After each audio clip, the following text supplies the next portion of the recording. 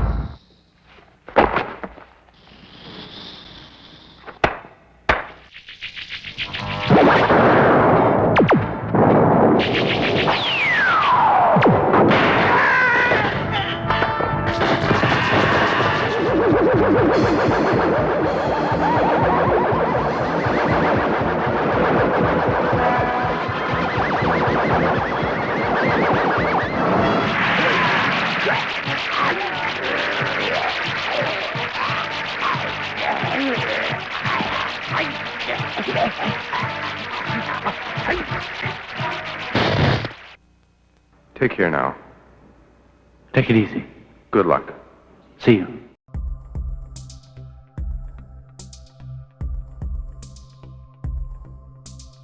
He is, without a doubt, the greatest of all villains. He represents pure evil. He is the ultimate deceiver.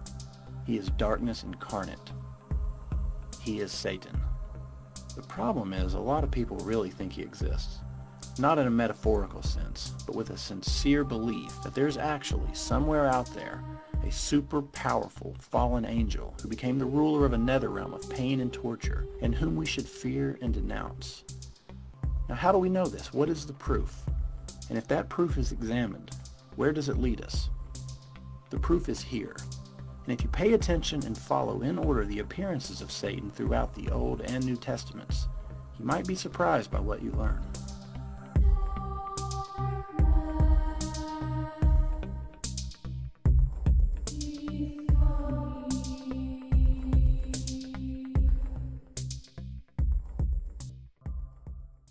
When the God of the Bible was making his first appearance, the situation was unique because this religion revolved around one God. Nearly all dominant religions at and before that time were polytheistic and had a council of gods or a cast of divine characters. But this new religion of Yahweh was not a total clean break from tradition. It was still highly influenced by polytheism, as its early writings show. A more detailed example is in Exodus with the famous story of Moses and the 10 plagues on Egypt. The final plague was the most vicious. God kills all of the firstborn children in Egypt whose house does not bear the lamb's blood on the doors. God does this by sending the destroyer, known in Hebrew as Masit. Here, Masit passes over these houses, hence the Jewish celebration of Passover. The important thing to note here is that God directly controls this assassin. In the previous entry in this series, God punished David for conducting a census. God did not personally wreak the havoc, but instead it was an entity referred to as pestilence, an angel, Malak, and 3, the angel who is bringing destruction, Malak Hamasit. Hamasit. Masit. So what we see here can be explained as a result of monotheism. When there's only one God who controls everything, does he also have to be responsible for the bad things that happen? We will slowly see these negative aspects of Yahweh be extracted and become separate entities. Knowing just a little bit about biblical history will help to better understand things. The Bible writings for these purposes can be broken into 3 periods. First Temple, which were writings on scrolls written before the exile to Babylon and the destruction of Solomon's temple, i.e. before 586 BCE. Second Temple, this was from 530 to 200 BCE. The intertestamental, between the Old and New Testaments, and the New Testament. During the First Temple, we have Masit, the smiting angel, and a new word, Satan, which in Hebrew means an agent of obstruction or punishment. Though Semitic languages do not have capital letters, to us, this is a lowercase word. This is not the uppercase Satan that mankind will eventually come to identify with. That uppercase Satan is absent from the Old Testament. But during First Temple, the word Satan occurs a few times, both to mean an earthly adversary and a celestial one. As for the earthly references, there are only 5, and 4 of those occur in biblical passages associated with David or his son Solomon. For example, in 1 Samuel, David became a double agent in the Philistine army, and they eventually became suspicious of him.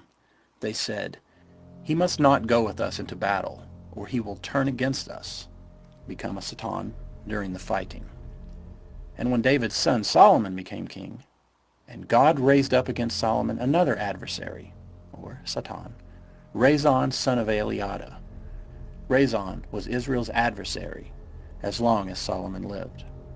Another use of this term can be found in Psalm 109. The writer there is furious with people who have slandered him, and he is wanting someone to prosecute this misdeed. And he says, "Appoint someone evil to oppose my enemy. Let an accuser stand at his right hand."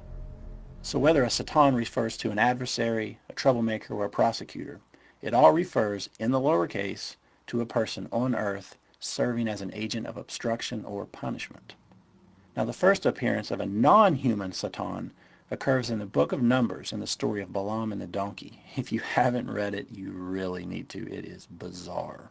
But the gist of it is that Balaam was a prophet who angers God by taking a trip on a donkey against God's will.